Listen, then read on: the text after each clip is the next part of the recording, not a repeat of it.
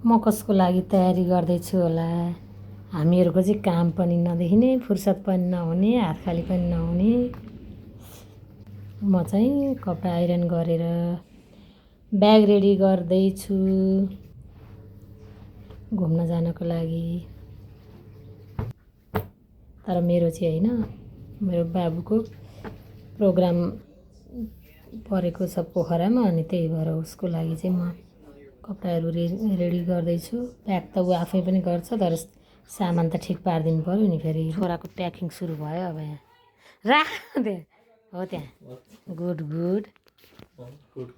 त्यसको माथि रुमाल राखौ। त्यो भिडियो बनाउन चाहिँ यार 420। यो फर्स्ट टाइम हो नि त तिमी यसरी हिँड्न लागेको। नै नराम्रोसँग राम्रो राख, कुचिन्छ ड्रेसहरू हो त्यसरी राख सर्लक्क। रुमाल भन्दा तल चाहिँ राखे हुन्थ्यो जस्तो लाग्छ। रुमाल पहिला चाहिन्न रुमाल नि त। सार्नु पर्यो। त्यो राखौ त्योपट्टि साइडमा। अनि यो टी सर्ट पनि त्यही साइजमा पट्याएर राख त।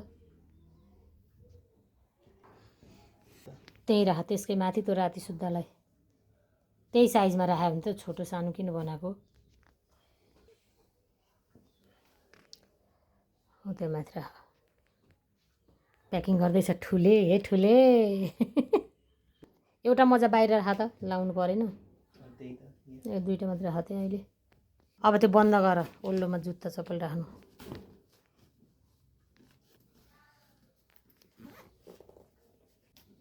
यो वाला हो, त्यो वाला चाहिँ झोलामा हाल त।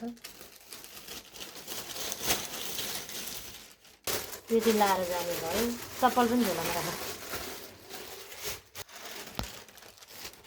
त्यो पनि त्यहाँ राखेर त्यही लगेजमा राखेर रुमाल पनि त्यही राख, जुत्ता नि सँगै। त्यो त उसमा राख्नु, यो अर्कोवाला रुमाल यो वाला। ल्यापटप पनि यसमै राख्ने। यसो तिर्सो पारेर राखिदिन्छ हो त्यही। अब त्यसकै माथि ल्यापटप राख।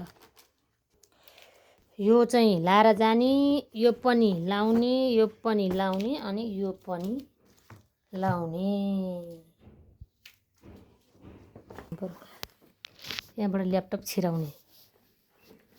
बिस्तारी बिस्तारी कपडा बिग्रे हो, यत्तिकै राख्नु भइहाल्ने रहेछ।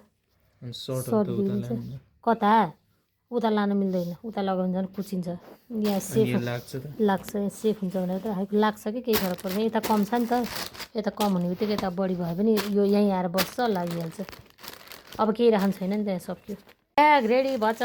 यहाँ छाता थपिएछ, बेल्ट, अनि ब्याट्री खोइ ल्यापटपको।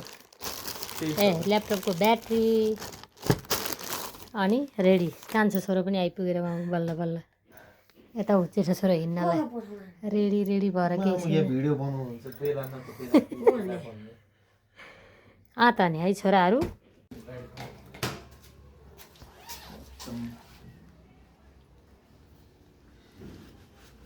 प्रतीश अनि निस्क नि त।